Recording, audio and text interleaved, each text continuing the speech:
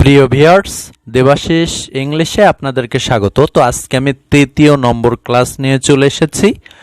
তো আমরা একই আলোচনা, অর্থাৎ same word used as a different parts of speech.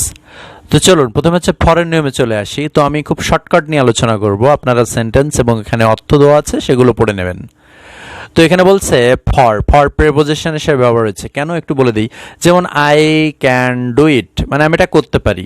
এই দেখুন, এটা কিন্তু প্রেপোজিশনাল ফ্রেজ, প্রিপোজিশন দিয়ে শুরু হয় আর নাউন দিয়ে শুরু হয়। যদিও এটা এখানে এখানে এই মাইসেলফ, অর্থাৎ আমরা জানি রিফ্লেক্সিভ প্রোনাউন হিসেবে কাজ করেছে। তারপর এখানে ফর, এখানে কি প্রেপোজিশন, এটা প্রেপোজিশনাল ফ্রেজ, এই জন্য ফর হচ্ছে প্রেপোজিশন। কনজাংশন, তো আমরা জানি কনজাংশনের কাজ হচ্ছে দুটো সেন্টেন্সকে, দুটো ওয়ার্ডকে যুক্ত করা। তো he can not do this আর হচ্ছে হি ইজ ইল, এখানে ফর যুক্ত করেছে, অর্থাৎ ফর হচ্ছে এখানে কনজাংশন। হেড নাউন হিসেবে কাজ করেছে, যেমন head is the vital part. তো এখানে বানান ভুল আছে, আপনারা ঠিক করে নেবেন, পার্ট হবে। তো এখানে ইজ হচ্ছে নাউন, সরি ভার্বের আগে বসেছে নাউন, অর্থাৎ হেড হচ্ছে এখানে নাউন। এবার he headed the ball in the right time, he হচ্ছে সাবজেক্ট, সাবজেক্টের পরে হেডেড হচ্ছে ভার্ব হিসেবে কাজ করেছে। ওয়ানার, তো দেখুন অনার এখানে নাউন হিসেবে কাজ করেছে, he is a man of great honour. তো দেখুন গ্রেট হচ্ছে অ্যাডজেক্টিভ, অ্যাডজেক্টিভের পরে অনার এখানে নাউন হিসেবে কাজ করেছে। ভার্ব, এভরিওয়ান ওয়ানার্স হিম, এভরিওয়ান হচ্ছে সাবজেক্ট, সাবজেক্টের পরে ভার্ব বসেছে। লেস এখানে নাউন হিসেবে কাজ করেছে। কিভাবে করেছে আমরা একটু বলে দিই। তো আমরা জানি উইথ হচ্ছে প্রেপোজিশন, তো আমরা জানি প্রেপোজিশনের পরে নাউন হয়, অর্থাৎ লেস কিন্তু এখানে নাউন। অ্যাডজেক্টিভ হিসেবে কাজ করেছে। অ্যাটেনশন হচ্ছে নাউন, নাউনের আগে বসেছে এই অ্যাটেনশন, অর্থাৎ অ্যাডজেক্টিভের কাজ হচ্ছে নাউনকে মডিফাই করা, অর্থাৎ অ্যাটেনশনটা কেমন ছিল তা বলছে লেস, কম। এবার দেখুন অ্যাডভার্ব, তো এখানে আমরা চলে যাই লেস। ফার্টিল, তো ফার্টিল হচ্ছে অ্যাডজেক্টিভ, তো অ্যাডজেক্টিভের আগে আমরা জানি অ্যাডভার্ব বসে, বলছে উর্বার, কেমন উর্বার, তা বলছে লেস। এরপরে আমরা লাইকে চলে যাব। লাইক, যেমন we shall not see his like again.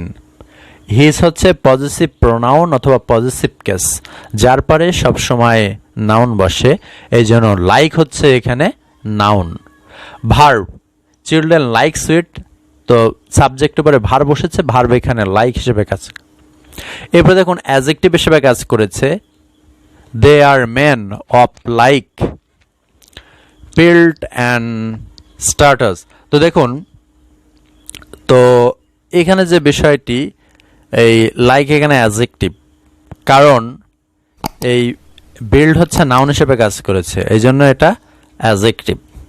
Preposition, do not talk like that, do not talk মানে লাইনটা ছিল এরকম, do not talk that, like talk মানে তার মতো, তার, এই জন্য এখানে রর মতো কাজ করেছে, যেটা আমরা প্রেপোজিশন হিসেবে বলতে পারি।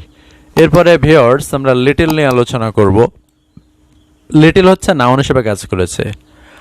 আই ওয়ান্ট বাট লিটল, তো দেখুন এই বাট হচ্ছে এখানে প্রেপোজিশন, তাহলে প্রেপোজিশনের পরে সঙ্গতকরণ নাউন বসে, তাহলে এটা নাউন হিসেবে কাজ করেছে। এবার অ্যাডজেক্টিভ হিসেবে কাজ করেছে, there is little danger, danger হচ্ছে নাউন, নাউনের আগে লিটল বসেছে, লিটল হচ্ছে অ্যাডজেক্টিভ।